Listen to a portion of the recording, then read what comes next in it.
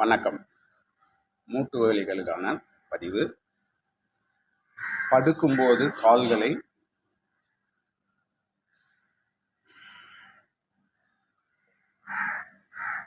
இப்படி அகலம் விரித்து படுக்க சொல்லியிருந்தேன். சிறிதளவு விரித்தால் போதும். அது நமது நவதுவாரங்களிலும் இருக்கும் துவாரங்கள் வழியாக அசுத்த காற்றுகள் வெளியேறும். அதற்காக கால்களை சற்று விரித்து படுக்க வேண்டும். இணைத்து சேர்த்து படுத்தோம் என்றால் காற்றுகள் வெளியேறுவது ஏறாமல் போகும். அப்பொழுது வயிறுகள் உபாதைகள் ஏற்படும். காலையில் வயிறு உபாதை அதிகமாக இருக்கும். அதனால் அது போன்று படுக்க கூறினேன். அதே போன்று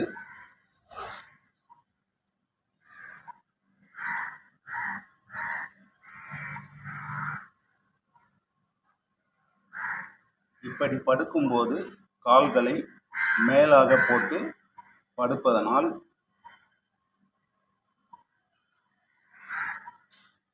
இந்த பகுதி பாதிப்புகளை ஏற்படுத்தும். வேண்டுமென்றால் ஒரு நாள் இப்படி வைத்து கயிறுகளால் இப்படி கட்டிவிட்டு ஒரு இரவு முழுவதும் உறங்கி பாருங்கள். அப்பொழுது உங்களுக்கு எங்கு பாதிப்பு இருக்கிறது என்று தெரிய வரும். அதை முயற்சி செய்து பாருங்கள்.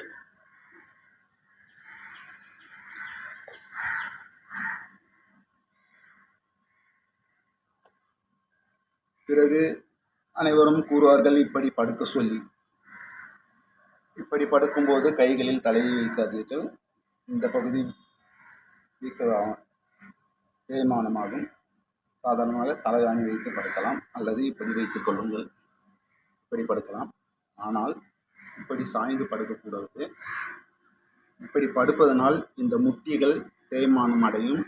அதே போன்று பாத பகுதிகளும் தேய்மானம் அடையும். கால்களை இந்த தொடை பகுதிக்கு பின்புறம் வைத்தும் இப்படியும் படுக்கக்கூடாது. இதுவும் பாதிப்புகளை ஏற்படுத்தும். இப்படி படுப்பதனால் நவதுவாரங்களில் செல்லும் சில இடங்களில் செல்லும் காற்றுகள் தடைபடும். அப்போது வயிறு உபாதைகள் ஏற்படும். உடல் முழுவதும் உபாதையாக இருக்கும். ஆண்களுக்கு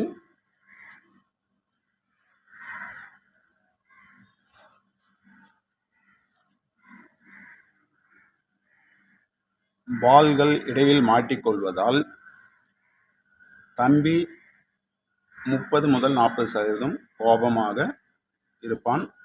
அதனால் அது போன்று படுக்கக்கூடாது. அதை வேண்டுமென்றால் முயற்சி செய்து பாருங்கள். வெறும் இது போன்ற வேஷ்டி மட்டும் கட்டி கொண்டு ஒரு இரவு முழுதும் அது போன்று படுத்து பாருங்கள். அப்பொழுது உங்களுக்கு அதன் விளக்கம் புரியும். அது போன்று படுக்கக்கூடாது. சரி, இப்பொழுது சைடில் படுக்க வேண்டும், அதாவது பக்கவாட்டில் படுக்க வேண்டும் என்றால் எப்படி படுக்க வேண்டும் என்பதை பார்ப்போம்.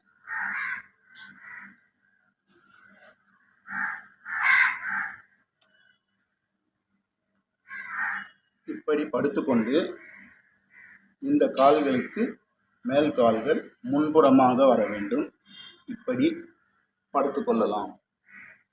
இது சௌகரியமாக இருக்கும். அப்பொழுது இந்த பகுதியில் சதை பகுதியும், அதே போன்று கீழ்காலில் இந்த சதை பகுதியின் இந்த பகுதி சிறிது குழியாக இருக்கும். அது தரையில் படும்படியாக இப்படி படுக்க வேண்டும். அப்பொழுது எந்த பாதிப்புகளும் இருக்காது. அதே போன்று அந்த பகுதியும் காட்டுகிறேன்.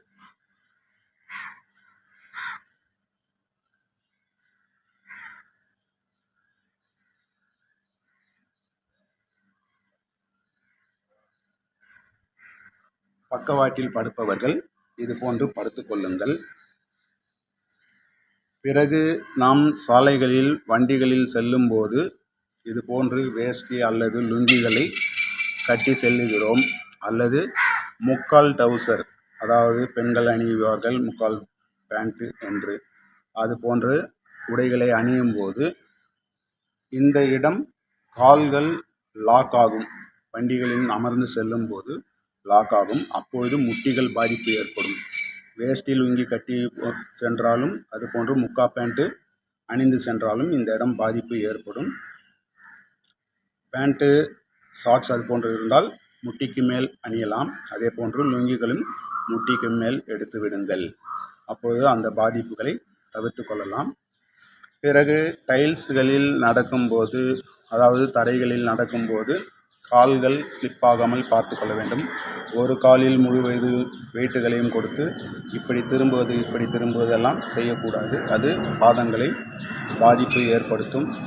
அதே போன்று கார்கள் தள்ளும்போது கைகள் பெண்டு இருக்கும், அவர்கள் தள்ளுவது கடினமாக இருக்கும். சாதாரணமாக இருப்பவர்கள் தள்ளினாலும் இடுப்பு வலி, இந்த ஷோல்டர் அனைத்தும் வலி எடுக்கும். அதுபோன்று வலி எடுத்தால் அதை நாம் பயிற்சிகள் செய்து நிவர்த்தி செய்து கொள்ள வேண்டும். இதுவும் உடல் உபாதைகளை ஏற்படுத்தும். ஷோல்டர் பெயின் எடுக்கும், அது போன்ற பகுதிகளை தவிர்ப்பது சிறப்பு. அதே போன்று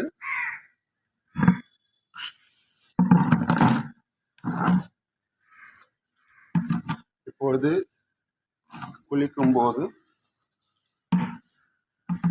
நாம் இப்படி முட்டி போட்டு குளிப்பதெல்லாம் கூடாது. சிலருக்கு இப்படி குளித்தாலும் இந்த முட்டி பகுதி தேய்மானம், அதாவது சதைகள் உரியும். இந்த முட்டி பகுதி ஒன்று மனையில் அமர்ந்து கொண்டு குளியுங்கள். பிறகு நாம் தண்ணீரை இப்படி தள்ளுவது கடினமாக இருக்கும். இது ஷோல்டர் பாதிப்பை ஏற்படுத்தும். அதே போன்று இப்படி சைடில் அல்லது இப்படி சைடில் தள்ளுவதும் நமக்கு ஷோல்டர் பாதிப்புகளை ஏற்படுத்தும். அப்பொழுது இதை ஈஸியாக நாம் எடுக்க வேண்டும் என்றால் இப்படி வலிக்க வேண்டும். இப்படி வலித்தோம் என்றால் நமக்கு ஈஸியாக இருக்கும். எந்த பாதிப்பும் நமக்கு இருக்காது. இந்த பாதிப்புகளை தவிர்த்து கொள்ளலாம்.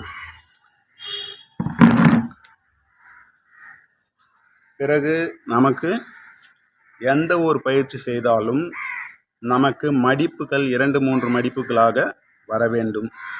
அதாவது நமது பாரங்கள் அனைத்தையும் ஸ்ப்ரிங் போன்று இப்படி அமுங்க வேண்டும். ஸ்டாண்டர்டாக நின்றால், அதாவது நிலையாக நின்றால் பாதிப்புகள் அதிகம் இருக்கும். எப்படி என்றால், இப்பொழுது இப்படி வைக்கிறோம். இப்படி வைக்கும்போது இதற்கும் இடையில் நமக்கு மடிப்புகள் எதுவும் இல்லை. அப்பொழுது இந்த பகுதி நமக்கு வலி எடுக்கும். இது போன்று பல பயிற்சிகள். ஒரு எலும்பில் நிற்கும்படி எந்த பயிற்சிகளையும் செய்யாதீர்கள். இப்படி கூறிக்கொண்டே நாம் செல்லலாம். பலவிதமான பயிற்சிகள் தவறாக நடக்கிறது. நான் முடிந்தவரை உங்களுக்கு நான் கூறியுள்ளேன்.